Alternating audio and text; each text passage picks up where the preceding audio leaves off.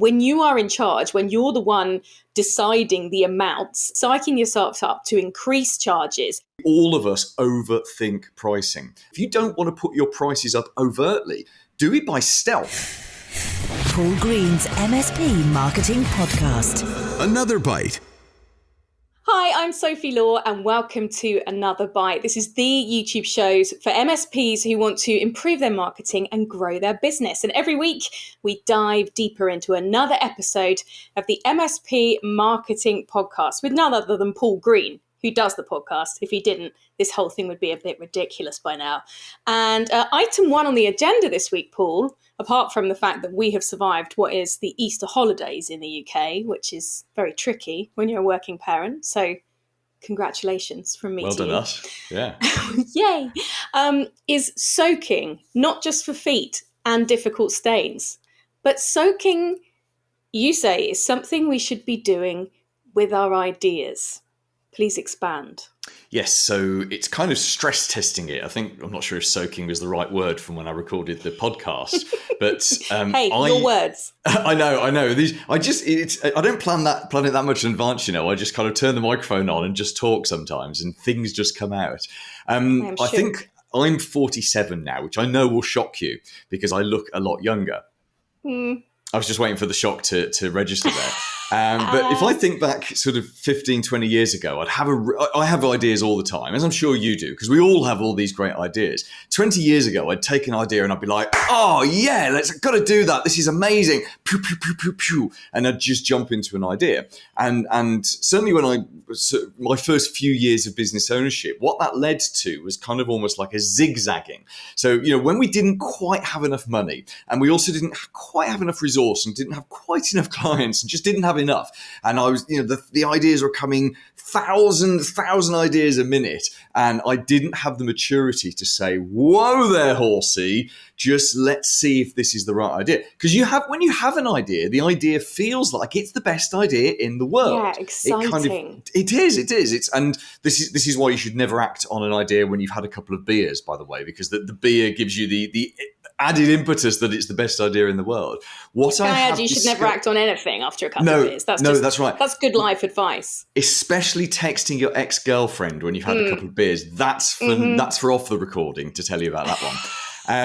But I'm mature enough now not to text people I shouldn't be texting, but I'm mature enough now that when a really stonking good idea hits me, to soak it, to stress test it, basically to flesh it out, see if it is a good idea, and then sit on it. And in fact, just today, I was messaging my right-hand man in the business is a guy called James Lyon, and we sort of trade ideas over WhatsApp and sort of on a daily basis. And today I sent him an idea and I said, this is either the best idea ever or it's something I'm going to look back at in 2 years' time and think, why did we do this? And so we're meeting tomorrow, and we've said actually we're going to sit on that idea for a week, 2 weeks, let it sink in, let the implications of it sink in, because it's one of those big ideas that if we commit ourselves to it, a lot of our attention will go onto it. So yeah. I think all these ideas they need that soaking or that stress testing. And I do like the point as well that it can be a really good idea, it can be a really big idea, but maybe it's not for right now. Well, there's a balance. It's got to be perfect, but it's got to be. It's also got to be.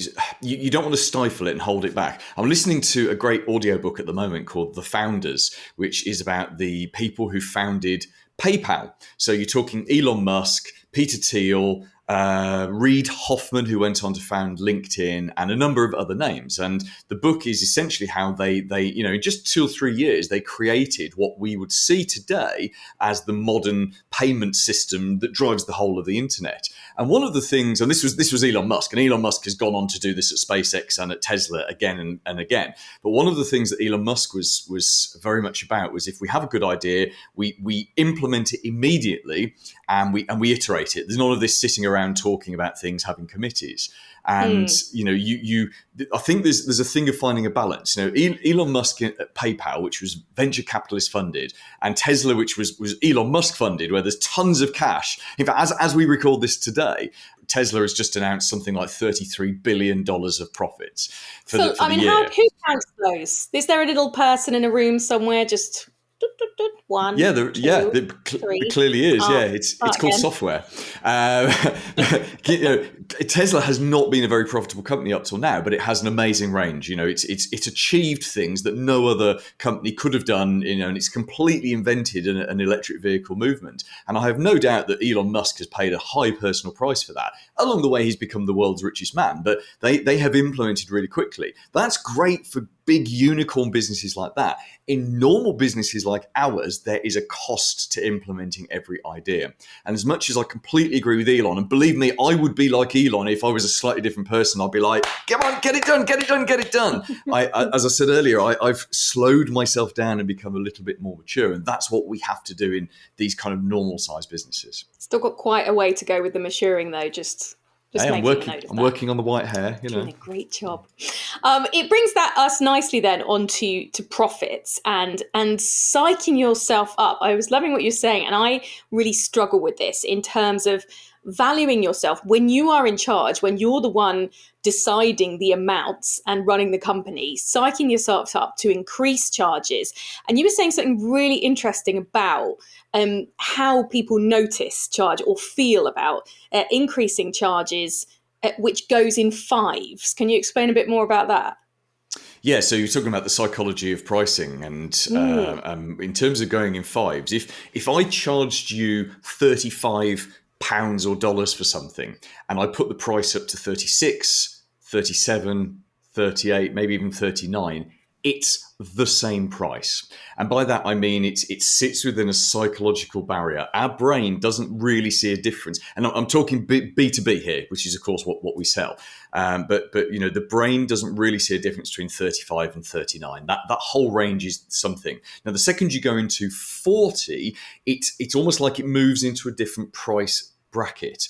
This is why retailers will sell something for $39.99 because it keeps it in the 30 bracket, and yet that's 1 penny off actually being 40. So it's a very, very smart thing. I think the thing with pricing is because we're the business owners, because it's our name above the door, not in a physical sense anymore, but in a literal sense, we take the subject of pricing personally. And you just said yourself, you find it very hard to value yourself and value what you should be paid for the things that you do. And you're a business operator, Sophie. You provide freelance services to people for a fee. You don't just do this for fun, which is kind of a shame, really, because this is fun.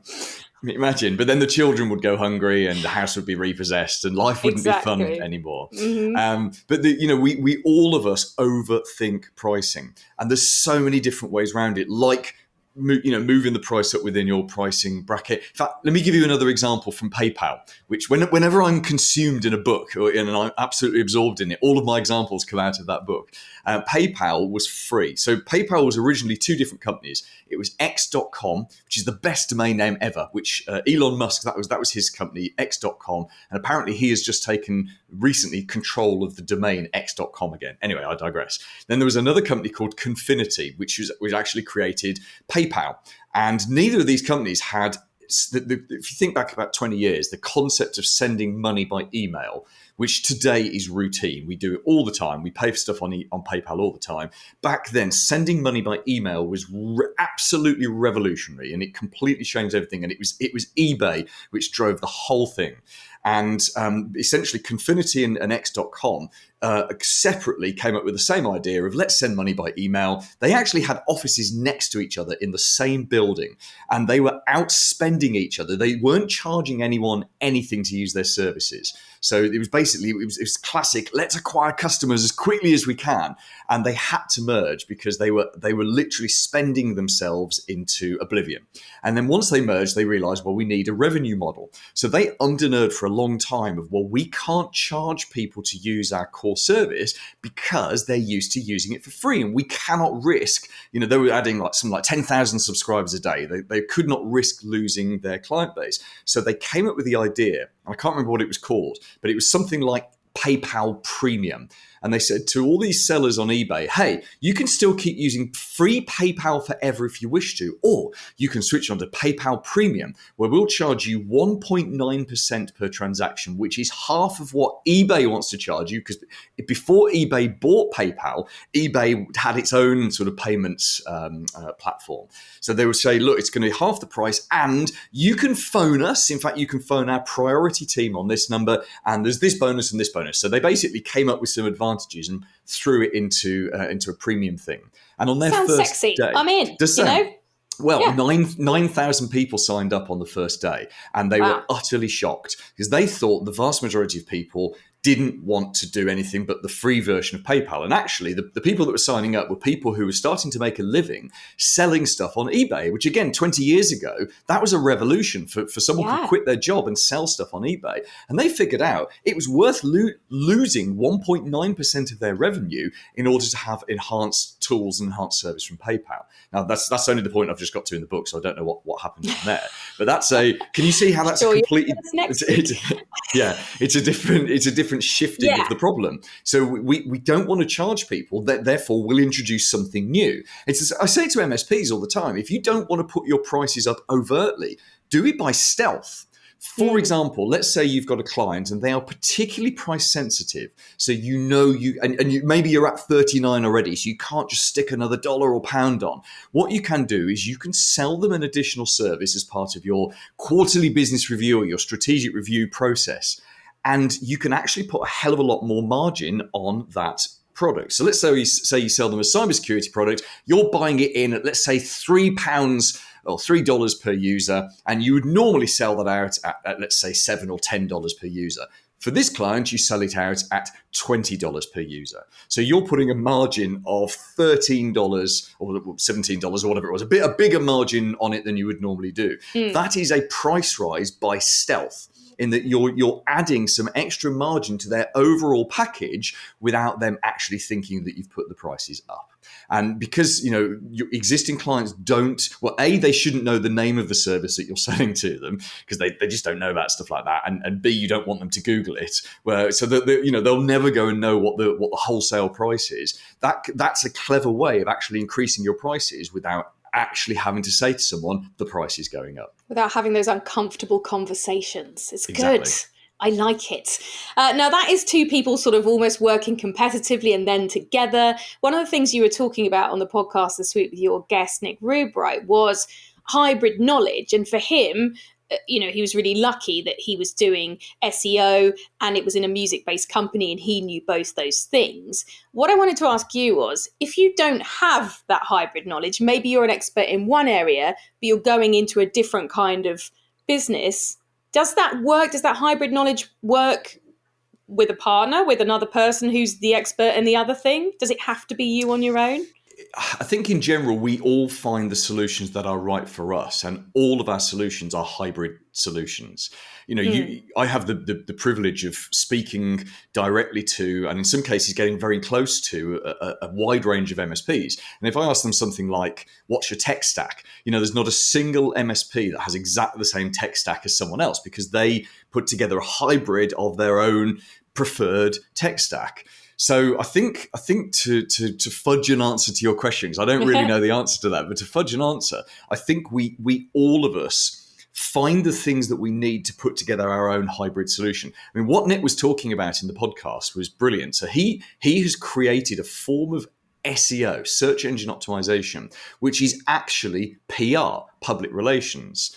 Now, I'm a former journalist. You're an active journalist, Sophie, and you and I have both sat on the other side, where we make decisions about which stories to put into our media outlets that we're working at. And so we can see that it's a genius idea. And then when you look at it from an SEO point of view, it's also a genius idea because it's generating links from local outlets that Google places very high importance on. So it ticks every kind of box. And Nick, that I'm Nick was telling us his business has grown from, I think it was like 80,000 to 800,000 in a year. And that's because he's created something new. Now, it will only be a matter of time till other people start to copy that, because what Nick has described, he knows this, he's a smart guy, what he described on the podcast is his process. It's not difficult. He's taken two different things, put them together and created something new, but it's not uncopyable. I'm sure people like Nick will go and he'll go and create something else at some other point. It's about looking for not just always accepting the standard thing and saying, right, if most people are doing A or B, how could we combine A and B to create C? Maybe. And going back to the PayPal again, the PayPal as we know it today, which was bought by eBay and then floated or spun off by eBay, and then has is now worth something like 300 billion. It's an enormous company. That came from two incredibly bright entrepreneurs. That's Elon Musk and Peter Thiel coming together and putting their ideas together and putting all of that energy into something that was brand new. And it was very close to failing at a number of times. And had it failed, there would be no LinkedIn today. There would be no Tesla. There would be no SpaceX, because those people would have been out of the game because they'd have failed at a fairly high level. So, I think I've kind of not answered your question, but just taken that as an opportunity to talk about different things. It's like a politician's answer, that one. It's a good thing, all good things to think about in terms of if you don't have those dual skills, where else do you look for it, or what else maybe you go into something else. One slightly terrifying thing I must take up with you from this week's podcast is that you said you Post-it note all of your ideas to your bathroom mirror. Not all of them. Are you still single, just to check? I am still single, although the ex-girlfriend did reply to the text message. It was actually a WhatsApp, but anyway, it's not all of the ideas, because I don't want. I'm a bit sort of a bit of a clutter fiend, and I hate clutter. But it's the current big idea. So that one I was just. So how many on your mirror right now? Two. Well, there's currently one, but the one that I was talking about today is going on the mirror tonight. I have it. The Post-its here and the Sharpie here to write it, and it just keeps it top of mind. There are many other ways. I've got a cork board just down here, which has also got because this is my home office, and that's got things like my current priorities on it. It's got our sort of strategy for the year. It's got a couple of inspirational quotes. I think you have to keep stuff in front of you to keep reminding you, because especially. MSPs try to do everything in the computer, and I'm always trying to get them to get stuff out of the computer. Things like the profit matrix. The profit matrix is such a powerful tool. It's where you have your clients down one side and the services you sell, on the other axis, and you literally put in marks where this client buys this service, and you put a little mark in there. And the idea is to show you who's not buying what. And most people, when they hear about that, they think, oh yeah, we'll do that as a spreadsheet. And it's like, no, because if it's a spreadsheet, you'll never look at it. Whereas if it's a great big whiteboard or a bit of paper or flip chart and it's there in front of you, you cannot miss it. I love as much as I hate clutter, I love physical stuff, because we are constantly bombarded with information, utterly bombarded. In a day of our lives, we receive more information than an average peasant in the 17th, 16th century would have had their entire lives. But our brains are built for that kind of lifestyle and not the lifestyle we have now. So it's really difficult to keep things top of mind. And I think in the digital world we live in, having the occasional physical stuff, it just makes it stand out. You there with your cork boards and your inspirational quotes. It's like a living episode of The Office. But seriously. Just a chilled out entertainer. I do recommend that you listen to this week's podcast, because the chat about SEO and linking with and getting your business kind of into the media was fascinating. Generally, I really, really found it very interesting to listen to. And you can find that anywhere you get your podcasts. He's Paul Green. It's called Paul Green's MSP Marketing Podcast. And this is Another Byte. And you can catch us again with another episode on YouTube next week. Paul Green's MSP Marketing Podcast. Another Byte.